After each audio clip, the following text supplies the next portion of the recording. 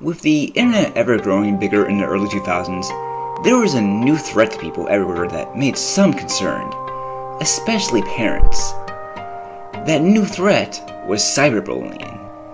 Before, bullying would happen at school, work, or any other place outside. But now, people could be bullied from the safety of their own home. Unlike traditional bullying, it could be harder to get. While a responsible person might catch bullying at a school, it would be harder to stop them from someone's bedroom on a computer screen. The victim might not tell anyone what's going on, and everyone else will be none the wiser. There have been a few well-known cases of cyberbullying over the years. Some have led to suicide or attempted suicide for all various reasons. With the internet, people can now harass others from across a city, a state, or even a country, or across the road. People can get bullied on message boards, chat rooms, or social networking sites. Sites like Facebook, Instagram, and Myspace are all social networking sites. In this case, Myspace comes into play here. This is a case where a girl was bullied to death on Myspace by a person who wasn't what they seemed. This is the story of Megan Meier.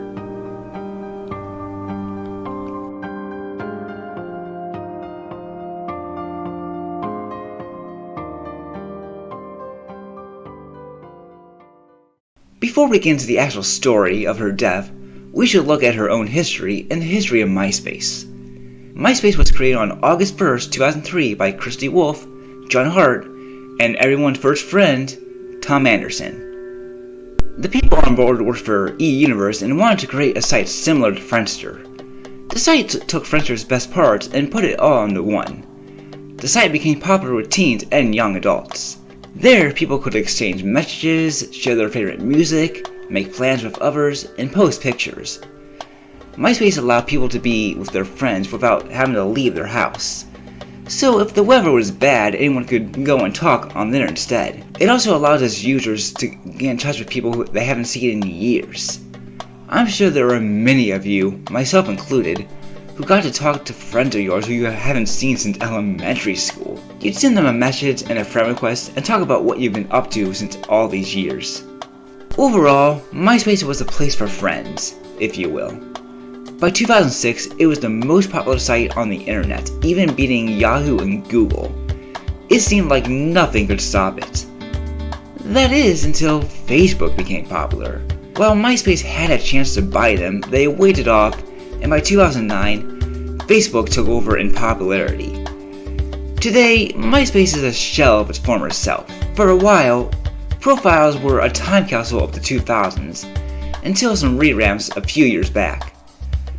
While your profile might still be up, chances are, all your messages, music, and most of your pictures are now gone. But hey, look on the bright side, at least you don't have to look at those embarrassing emo pictures of yourself again.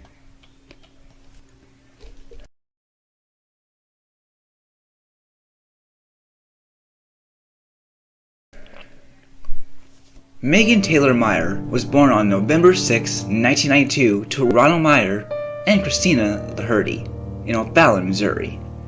She lived with them and her sister Allison in the nearby town of Dardenne Prairie. She liked swimming, rap music, makeup, and boys. She also had a dog named Barry White. She had problems since she was a child. She took medication and had a psychologist. Thought herself as fat and even had suicide thoughts since 3rd grade. Despite this, her family says she was an overall a bubbly, goofy girl. She attended the Fort Zumwalt School District most of her life. She attended Osman Elementary and Fort Zumwalt West Middle School. However, in 9th grade, her parents put her in Consumption Catholic School. Her parents hoped that the new school would help her make more friends. The school also had a uniform and no makeup policy. She was often bullied throughout her life and lost many of her friends, one which would leave a big impact. However, it did seem things were turning around for her. She made more friends, played volleyball, and was starting to come out of her shell. Like many girls her age, Megan did have a Myspace. Tina was a rather protective parent, so she guarded over it, and was the only one who knew the password. She often spent a lot of time on there annoying her parents, not doing something better. Soon afterward, Megan met a boy named Josh Evans on there, and the two quickly became friends. Megan found Josh attractive, and it seemed like he was a nice guy. He said he recently moved to O'Fallon and was looking for new friends. He said he was homeschooled and didn't have a phone yet. Because of this, the two haven't talked in person yet. Megan told her mom about Josh and how she liked him. Supposedly, some of the messages were sexual, and Josh would ask if she would like to touch his pet snake or his tarantula. While her mom agreed that he loved Hanson, she was still concerned that her daughter was talking to someone who she felt like was a stranger. Tina wondered if Megan should really be talking to this boy and if he was really who he claimed to be. Being a mother, she paid close attention to these messages. Megan was also looking forward to her 14th birthday, making invitations for her friends. However, soon the message had a change in tone. On October 16, 2006, Megan got a message from Josh that was quite different. The message said, "I don't know if I want to be friends with you anymore, because I heard that you are not very nice to your friends." Megan was confused by this and hurt. Tina was a little busy as she had to take her younger daughter, Allison, to the orthodontist. More messages similar were sent, and some of Megan's messages were even shared on Myspace, resulting in some bullying. Some of the bulletins read, "Megan Meier is a slut and Megan Mullen is fat." When Tina returned home, she wasn't happy to see her daughter was still online. Megan was crying and the two got into a fight, with Megan saying, "You're supposed to be my mother. You're supposed to be on my side." The last message sent according to Megan's father was, "Everybody in O'Fallon knows who you are. You are a bad person and everybody hates you. Have a shitty rest of your life. The world would be a better place without you." Megan sent a reply saying, "You're the kind of boy a girl would kill herself over." The last messages were sent on AOL Messenger rather than Myspace. Megan told Ron what happened and she went to her room. The couple talked of ways to help Megan when Tina got a bad feeling 20 minutes later. She ran up to her daughter's room and found any parent's worst nightmare. Megan had hung herself with a belt in her closet. Her parents called 911 and paramedics were able to get her breathing again and her heart beating. Despite attempts to revive her, Megan was gone. She was pronounced dead on October 17, 2006, just 3 weeks before her 14th birthday. Megan's family and friends were devastated. They knew of Megan's bullying and helped her, but they didn't know it was this bad. After her funeral, her parents wanted to get to the bottom of this. They had to make Josh Evans pay for killing their daughter. But Josh had deleted his account, so they couldn't contact him. There was just one more bigger question though. Josh Evans did not exist. Megan was never talking to a boy named Josh Evans. So that begs the question, who was Megan talking to all this time? The Meyers soon got a tip from a woman they didn't know very well to go to a counselor's office in North O'Fallon. There, they met their grief counselor and another one from Fort Zumwalt. There, they got all the details they needed.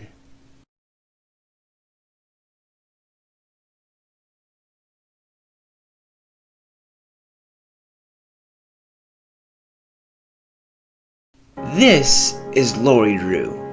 She is the mother of Sarah Drew, a former friend of Megan and the creator of the fake account, with help from Sarah and a girl named Ashley Grills. While Drew claimed that she didn't know about the hurtful messages and also claimed she made the account to help Megan, the person who reported her claimed otherwise. She said Drew created it with the intent of hurting Megan, and even laughed about it after it happened. Naturally, people were shocked that a grown woman was the one who caused the Meyers' daughter to take her own life. The Meyers and Drews were neighbors and friends. Sarah said she saw the Allisons outside the Meyer house the night the suicide happened, and her mom told her to stay quiet. While they did go and try to talk to the Meyers not long after, Ron told them to go away before he would physically hurt them. The Meyers got a letter saying, "We are sorry for the extreme pain you are going through and can only imagine how difficult it must be. We have every compassion for you and your family." So the truth was out now. The big question was, why and how? Why did they make this account? How could they do such a thing? The investigation was only beginning.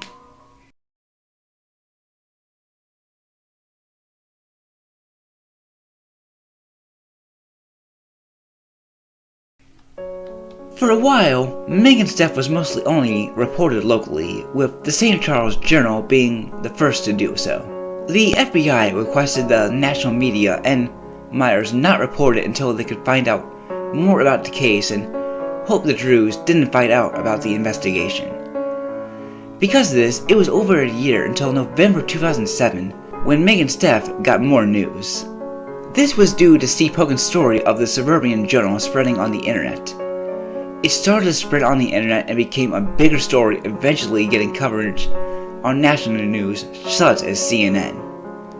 While it was already known that Lori Drew and her daughter were involved in the account, it was soon found out that there was a third apprentice. St. Charles County prosecuting attorney Josh Benas revealed that an 18-year-old girl named Ashley Grills, who was working for the Drews, had helped a bit with the account. Not only that, but she also wrote some of the messages, including the last one. Grills said that she did this in hopes of ending the charade.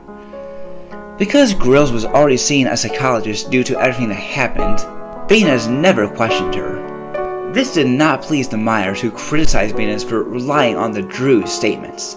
Though Benas said that the FBI interviewed Grills and she said she was involved. Despite all of this, the Myers never blamed Ashley. In December 2007, the state of Missouri decided not to put any charges on Drew. This was due to lack of evidence. It was decided to bring the case to Los Angeles, as that's where Myspace was based. On May 15, 2008, the U.S. Grand Jury for Central District of California indicted Drew on 4 counts. This was for intentionally creating a fake Myspace account to harass another person. However, on September 4, 2008, it was asked that Drew's indictment be dropped. The Electronic Frontier Foundation argued that Drew was not guilty because it did not fall under the violations under the CFAA and would violate her civil liberties. Whatever the case, Drew was found not guilty by the state of California on November 26, 2008. In 2009, the courts went to court again in United States versus Drew. Drew won an acquittal and she was granted one. On August 28, 2009, Drew's original guilty verdict was overturned and she was cleared of charges. Judge H. Wu claimed in order for her to be charged with misdemeanor, she would have to be under 1. The defendant intentionally have accused a computer without authorization or have exceeded authorized access of a computer. 2. The access of the computer involved in interstate or foreign communication. 3. By engaging in this conduct, the defendant obtained information from a computer used in interstate or foreign commerce or communication. Wu claimed that Drew did not fall under the second and third listed. This left the first one. However, he would say that she did not fall under this either. If she was, then the law would have to be changed and would make many people who were innocent guilty of misdemeanor. Drew claimed that she never read the terms of service and agreed to them. Because of this, she couldn't be charged. Drew was found not guilty. So, it was over. 3 years after Megan Meier's suicide, Lori Drew was found not guilty of her death and was allowed to let go. The Myers went no further and didn't file any lawsuits against her or anyone else. The case for Megan Myers was over.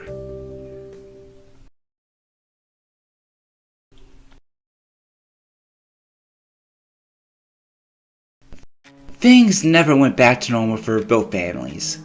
Megan was gone, which left Allison the Myers' only child. However, the case didn't bring Ron and Tina closer. The two eventually divorced and moved on from each other's lives. Tina would found the Megan Meier Foundation, a non-profit organization in nearby Chesterfield that teaches children to help end bullying, cyberbullying, and suicide. Tina blamed herself for everything that happened. She thought if she and Megan were closer, if she paid more attention, If they didn't have that fight, then things would have turned out differently. Things weren't too good for the Drews either. Family and friends shunned them away after all of this. Their private information was shared on various websites, leading to harsh letters and their property being vandalized. People were told that they could be charged for harassing the Drews. The Drews said the Meiers destroyed their foosball table. Some people held memorials for Megan and walked past the Meiers and Drews' homes. Lori feared for her daughter's safety, and she was put into another school. Lori has told people to leave her daughter alone as she had little to do with the whole thing. Megan's case soon put new laws into effect. Cities and towns in St. Charles County passed laws, as well as the state of Missouri, on August 28, 2008. Megan's Law and the Megan Meier Cyberbullying Prevention Act were also made. Sarah says the death of Megan still haunts her. Sarah knew of Megan's problems of being suicidal. Sarah would even walk Megan to her doctor. Sarah also claimed that she never told her mother that Megan was suicidal. She also said that Girls was responsible for creating the account and sending most of the messages. This is what led to many wondering if Drew didn't know about the terms of service. Though this goes against when Lori herself confessed to making the account, and all three were involved. Lori claimed that she felt guilty of Megan's death. However, many on her trial or when questioned her said she never showed any emotion to her death. Attorney Tom O'Brien felt that Sarah's answers at the trial were rehearsed and too quick. Sarah claimed that Megan called her fat and ugly lesbian with dirty clothes and admitted to writing what she claimed was a non-harsh message to Megan. After seeing Grill sent the final message that killed Megan, she claimed to be devastated. Drew, Lori's husband and Sarah's father, told them to delete the account, though Lori said that it would still be on the hard drive. Sarah also admitted to lying about her age on Myspace in order to create an account, showing that she knew at least about one rule. As for Lori, most people didn't believe she was innocent. The media pushed mice in her face, she lost friends, and she had to cancel her coupon book business. Many people wanted Lori out of Darling Prairie and O'Fallon, knowing she made a bad image for their towns.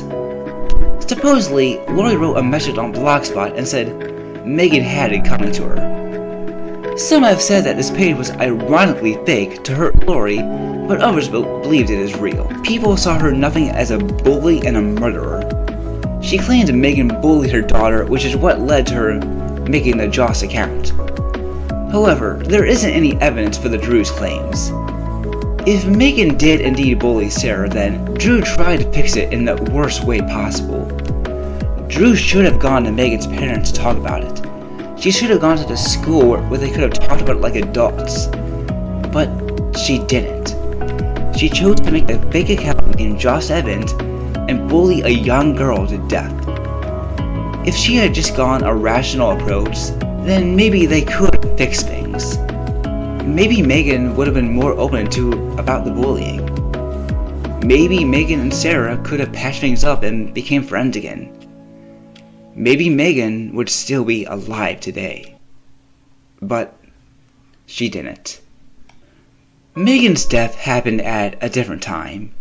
YouTube and Twitter were still news sites. There was no Instagram or Netflix streaming, and sites like Newgrounds, Gaia, and of course Myspace were much more popular than they are now. Could Megan's death have been done today? Most people didn't use the internet on a cell phone, as there weren't many smartphones back then. With a smartphone, would people have been able to help more? With more rules on sites on what counts as harassment? We might never know. Megan was looking forward to her 14th birthday and having her braces removed. She even bought a new dress to wear when they were and for her party. Instead, she wore it to her own funeral. At another interview, Ron still lived at the same house, with Megan's room being the same as it was at the time of her death in 2006. It's been 15 years since Megan's death. Both the internet and world are different. She would be 28 today.